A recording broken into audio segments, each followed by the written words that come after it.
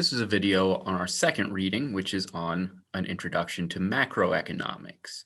Macroeconomics studies kind of the economy as a whole or in the aggregate. All right, so we study behavior of economies, often countries. So the US, of course, is a country we study a lot. But we also study states, counties, metropolitan statistical areas as well. The key areas of study that we'll focus on in macro include inflation and unemployment. So we'll talk a little bit more about what we mean by each of those terms. The first measure that we often use, or that you've perhaps heard of in terms of macroeconomic measurement in economics, is called gross domestic product.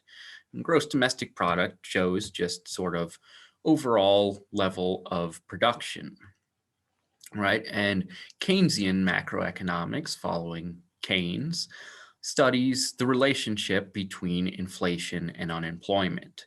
So historically, as our picture here is showing us, is when periods of GDP growth are high, unemployment tends to be pretty low. So when we're producing more, people are employed more. And when GDP growth is low or negative, unemployment is a little bit higher. So when we have contractions in our production, the amount we produce, people lose their jobs.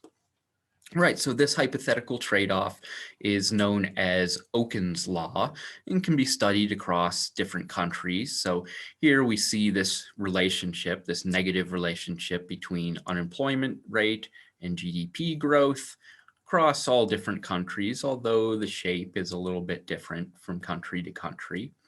All right, so in macroeconomics, we might be interested in studying, well, where are the differences between these countries over these time periods? And why are the shape or the slope of these lines or these relationships a little bit different in different cases?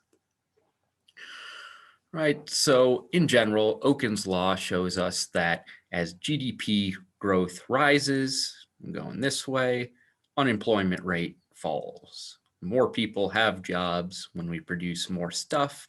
Seems to hold across most countries, across most time periods. Right, so we measure the economy using basic economic models, and one economic model in terms of GDP growth and measuring how much stuff we produce is the circular flow model. And so we have firms, we have households.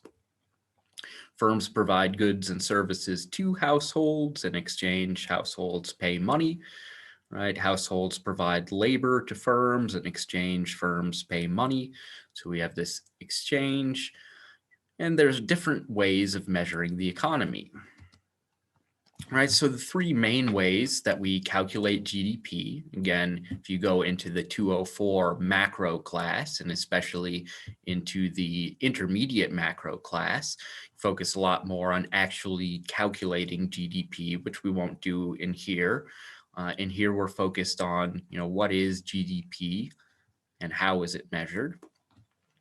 So we can measure by expenditures. We can add up all the final sales prices of all new goods and services sold on a market in a given time period, right? Focusing on all new goods and services because we want them to have been produced and sold in this time period. So that's one way of measuring.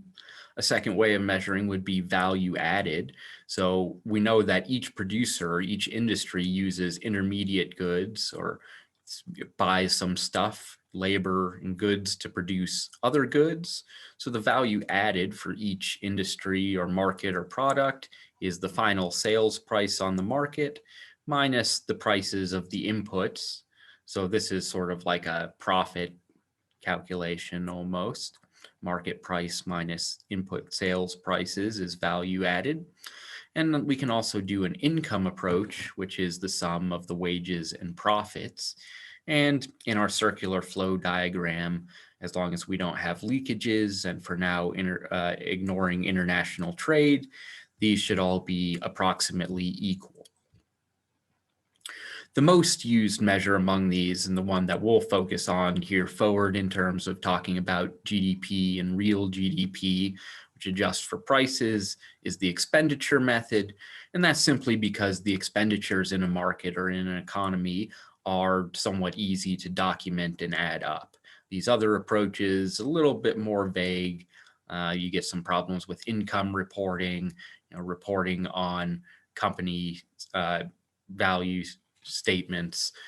Um, so companies do have to report their profits and sales and costs and so on, but it can be kind of difficult to track relative to just final sales prices. Right, so often we use this expenditure approach for GDP. So focusing on that expenditure approach, and again, we're assuming no imports or exports, no international trade for now. We'll study international trade just by itself as a topic a little bit later in the course. So what we measure is consumer expenditures, government expenditures, and investment expenditures. Like consumer and government expenditures, pretty straightforward, exactly what they sound like. Investment in economics means something a little bit different than what most people think of as investment. It does not include savings accounts and stocks, things like that. If you're saving, that's just sort of like not spending. So investment, what we mean is spending on new equipment, factories, and other capitals, as well as unsold inventory produced. Right. So if Colorado State replaces all of its older computers with new computers, then that would be an investment. Right, so for our economy without trade, then we just write that GDP is equal to the sum of aggregate expenditures, Y, GDP, is equal to consumer expenditures, C, plus government, G, plus investment, I.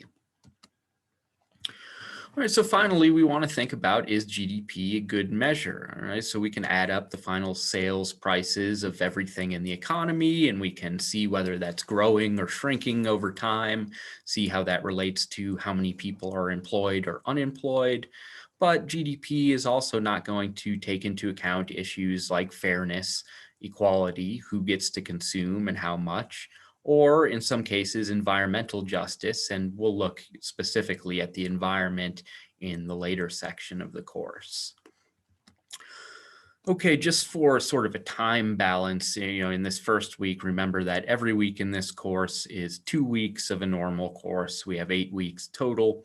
So in our first week in this course, we're studying microeconomics and macroeconomics, just in a very broad, general definition kind of sense. What are each?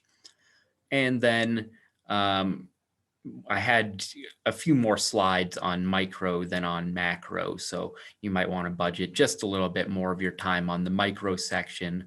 Some of those micro topics are topics that we're going to use more specifically later in the course. All right, so once again, let me know if you have any questions. I hope this video is helpful.